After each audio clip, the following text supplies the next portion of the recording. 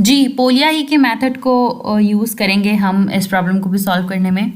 That in a cricket league consisting of 10 teams, each team plays each of the other teams exactly 3 times, how many league games will be played.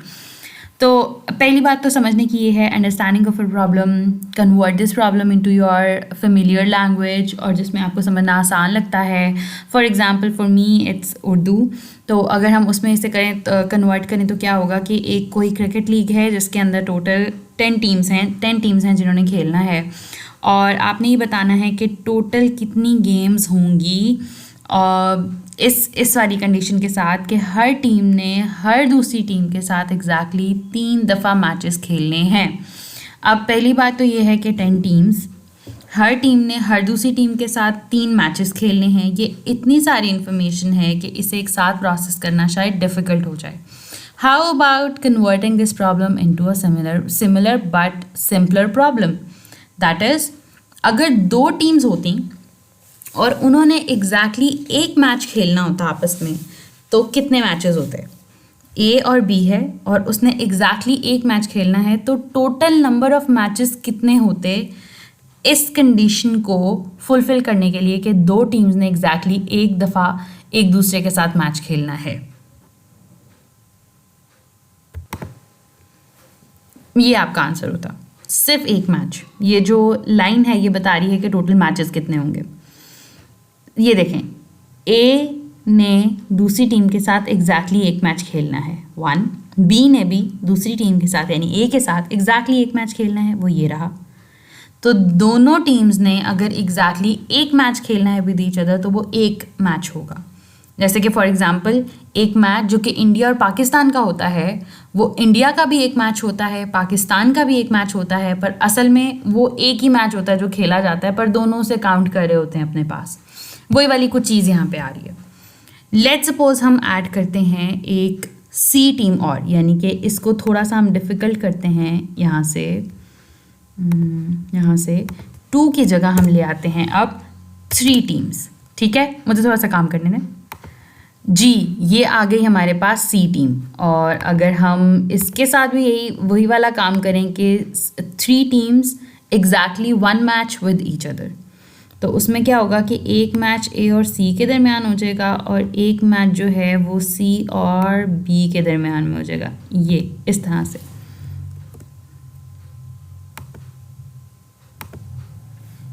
ये वाली चीज़। सो मतलब जब तीसरी team आई उसकी वजह से 2 team ज़्यादा हो गए। अब आप 2 मैचेस ज़्यादा हो गए।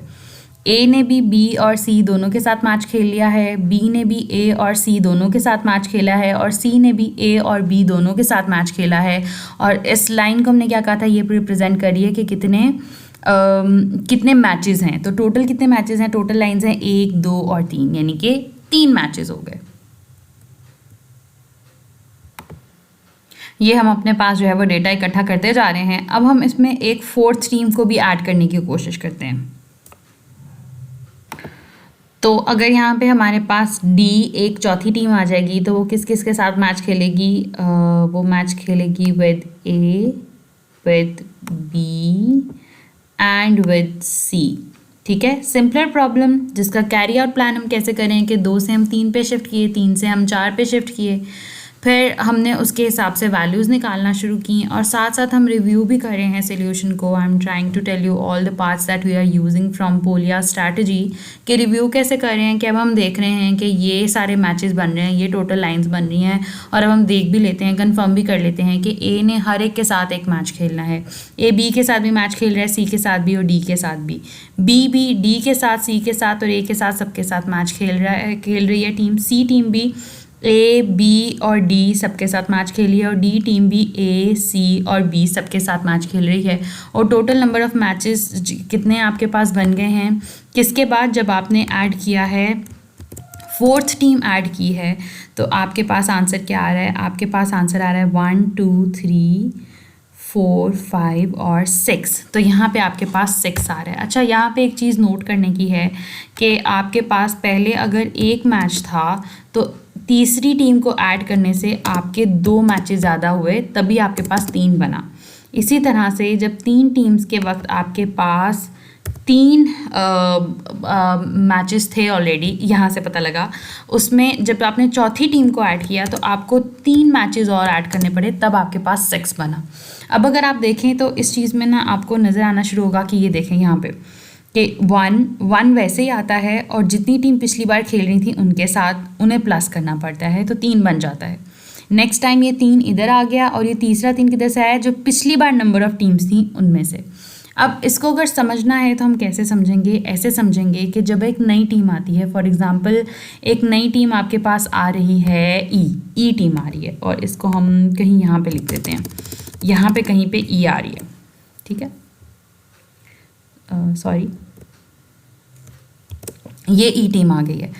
अब ई टीम के ऐड करने से क्या होगा, ये तो उधर ही रहेंगे, मतलब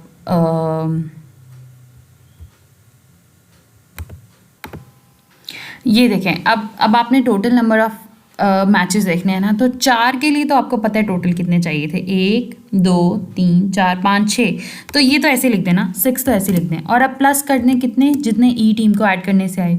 अब ई टीम ने अगर एग्जैक्टली एक मैच खेलना है हर टीम के साथ, तो कितने ऐड होंगे, एक वो ए के साथ खेलेगी, एक बी के साथ, एक सी के साथ, एक डी के साथ, यानी पहले से जितने मैचेस का आपको पता है उसमें जितनी टीम्स थी उनके साथ वो एक मैच खेलेगा। इसका मतलब है 6 प्लस, अगर हम इसको बना भी दें तो एक मैच उसने खेल लिया डी के साथ, एक मैच आ गया उसके पास बी के साथ, एक सी के साथ, और एक आ गया उसके साथ ए के साथ। तो इसने कितने ऐड किए, 1 2 3 एंड 4 ऐड किए, हमारे पास मैचेस ऐड किए, यानी 6 + 4 = 10, ये आ गया आपके पास। अब देखें क्या हुआ, पिछले का आंसर यानी 6 और पिछली बार जितनी टीम्स थी उससे आ गया आपके पास क्या, उससे आपके पास आ गया 4, यानी 6 + 4 = 10। अगर इस चीज़ को देखें तो ये देखें, सिंपलर प्रॉब्लम क्या है कि आपके पास यहाँ पे आंसर क्या आ रहा है, जब आपके पास 4 टीम्स होती हैं तो जैसे कि उसने यहाँ पे सॉल्व किया है। दूसरा तरीका ये है कि अगर 4 टीम्स हैं तो हर टीम ने एग्जैक्टली 3 मैचेस खेलने हैं, यानी ए ने सी के साथ, बी के साथ और डी के साथ, यानी 3 मैचेस खेलने हैं। बी ने भी डी के साथ, सी के साथ और ए के साथ 3 मैचेस खेलने हैं। फिर बी पे आए तो ए, डी और सी के साथ 3 मैचेस खेलने हैं, और सी ने ए, बी और डी के साथ 3 मैचेस खेलने हैं, यानी 4 × 3 = 12, तो 12 मैचेस। अब इसके अंदर मसला क्या है, इसमें मसला ये है कि आपने 12 मैचेस नहीं खेलने, आप इस चक्कर में आप एक मैच को 2 दफ़ा ऐड कर रहे हो। मतलब आप ए का डी के साथ, जब ए के मैचेस गिनते हो तब भी ये वाला मैच काउंट कर लेते हो, और जब डी के मैचेस गिनते हो तब भी काउंट कर लेते हो। तो आप हर मैच को एग्जैक्टली 2 दफ़ा काउंट कर रहे हो। तो आप इसको क्या कर सकते हो, आप इसको भी /2 करके अपने पास 6 निकाल सकते हो, ठीक है। तो फिर उसने वही बात की है कि फॉर 10 टीम्स, अब आप 10 टीम्स के लिए क्या करोगे, आप 10 टीम्स के लिए एक और काम भी कर सकते हैं कि आप इसको इसी फार्मूला को आगे फॉर्मुलेट करने की भी कोशिश कर सकते हैं, ठीक है। एक तो आप ये काम भी कर सकते हैं अगर आप करना चाहें तो, अदरवाइज़ हम किधर थे, हम इधर थे कि हम हर बार ये वाली चीज़ आती थी, 6 + 4 = 10 आ जाता था। अब 6 + 4 = 10 अगर आ रहा है तो नेक्स्ट टाइम आप क्या करेंगे, आप करेंगे 10 + 5 = 15। अब 10 + 5 क्यों किया, क्योंकि पिछली बार 5 टीम्स थी और उसका आंसर क्या आ रहा था, उसका आंसर आपके पास 10 आ रहा था। तो ये किसके लिए आंसर आ जाएगा, ये 6 टीम्स के लिए आ जाएगा। 6 टीम्स के लिए अगर ये आएगा तो 7 टीम के लिए क्या होगा, 7 टीम के लिए अगर आपके पास 7 टीम्स होंगी तो उनके लिए आपके पास क्या आंसर होगा, आप पिछली बार वाली नंबर ऑफ़ टीम्स कितनी है 6, और प्लस पिछली बार का आंसर क्या था, यानी 6 टीम्स को कितना लग रहा था, कितने मैचेस की ज़रूरत थी 15 की, तो इसे प्लस कर लें तो आपके पास क्या आ जाएगा, यहाँ पे आपके पास 21 आ जाएगा। इसी तरह से आगे हम कर लेंगे 8, 9 और 10 के लिए, और पीछे वही वाली बात है कि सिर्फ आपके पास मैथ्स बचा के 6 के लिए 15, 7 के लिए 21, वही वाला मैं काम कर रही हूँ। पिछले वाला जो आपके मैचेस होते हैं, नंबर ऑफ़ मैचेस प्लस जितनी टीम्स लास्ट टाइम थी, क्योंकि नई आने वाली टीम ने हर एग्जैक्टली एक दफ़ा मैच खेलना है। ये आपके लिए पास जो आया, 10 के लिए आंसर आ गया, और ये सब के लिए क्या है, exactly 1 match with each other, 1 match exactly.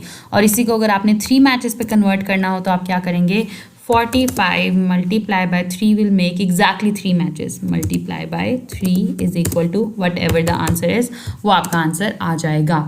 इस चीज़ को हमने इस तरह से भी रिजॉल्व किया है, और दूसरी तरह से हम इस तरह से रिजॉल्व कर सकते हैं कि अगर आपके पास ये आंसर 4 × 3 / 2 आया है, यानी जितने मैचेस हैं एग्जैक्टली जितने मैचेस खेलने हैं, तो वही वाला काम आप 10 टीम्स के लिए कर सकते हैं। किस तरह से कर सकते हैं? आप कहते हैं टोटल टीम्स हैं 10, जिसमें से हर एक ने each one will play exactly 9 matches. मतलब हर टीम जो है वो एग्जैक्टली 9 मैचेस खेलेगी। उसे एग्जैक्टली 9 मैचेस खेलने पड़ेंगे। क्यों एग्जैक्टली 9 मैचेस खेलने पड़ेंगे? ताकि वो हर एक के साथ एक एक मैच खेल ले। तो इसका मतलब है कि आपके पास आया क्या चीज़ आ गई? आपके पास आ गई 10 की 10 टीम जिन्होंने एग्जैक्टली 9 मैचेस खेलने हैं। अब इसमें भी वही वाली बात है कि आप हर मैच को कितनी दफ़ा काउंट कर रहे हैं? 2 दफ़ा। जब भी आप एक मैच अगर ए और बी के दरमियान है, आप ए में भी उसे काउंट कर रहे हैं, बी में भी काउंट कर रहे हैं, उसकी काउंट को 1 बनाने के लिए आपको क्या करना पड़ेगा? /2 करना पड़ेगा। और ये भी आपके पास आंसर क्या आ गया? 45 आ गया। और वही वाली बात है कि ये एग्जैक्टली 1 टाइम था, और अगर आपने इसे एग्जैक्टली 3 टाइम्स करना है तो मल्टीप्लाई बाय 3 करके आपके पास इसका भी आंसर आ जाएगा। So these are 2 ways to solve the problem. उसमें हमने क्या किया था? उसमें we try to find out a pattern, कि पैटर्न क्या चल रहा है। और इधर हमने क्या किया है? हमने एक छोटी प्रॉब्लम के लिए कि उससे सॉल्व किया और उसके लिए एक फार्मूला जनरेट किया, और उस फार्मूले को आगे क्या किया? एग्जीक्यूट किया। फिर वही वाली बात है, पोलिया मेथड बड़ा सिंपल है, और इतना ज़्यादा सिंपल है कि कभी कभी समझ नहीं आता। मतलब very simple to understand, too simple to understand. और इसकी रीज़न क्या है कि आपने प्रॉब्लम को एक छोटे प्रॉब्लम में कन्वर्ट करके कोई पैटर्न, कोई फार्मूला फाइंड आउट करना है, और फिर उसके बाद सिर्फ मैथ्स वाला काम रह जाएगा। आपको बार बार देखने की ज़रूरत नहीं है। जैसे कि इस वाले प्रॉब्लम में भी हमने सिर्फ एक दफ़ा फार्मूला निकाल लिया, और उसके साथ ही हमने क्या किया? उसको मैप कर दिया, 10 के लिए भी मैप कर दिया। और इसी तरह से ऊपर भी हमने यहाँ तक फाइंड किया 5वीं टीम तक। जब हमें पता लग गया कि पैटर्न क्या बन रहा है कि पहले जो नंबर ऑफ़ मैचेस हैं प्लस पिछली बार जो टीम्स थी उनको प्लस करें, तो आपके पास जो है ना वो आंसर आ जाता है अगली जितनी टीम्स होंगी वो एग्जैक्टली 1 मैच अगर खेलें उसके लिए। तो उसी हिसाब से हमने आगे भी क्या किया? मैथ्स पे हम लोग शिफ्ट हो गए। तो इसका सिर्फ अच्छी बात यह है कि आपको आखिर तक हर एक वैल्यू के लिए बार बार चेक नहीं करना पड़ता। Once you know the strategy, once you know the relationship between numbers, once you know the equation, फिर उसके बाद सिर्फ मैथ्स वाला काम रह जाता है, यानी सिर्फ कैलकुलेटर वाला काम रह जाता है।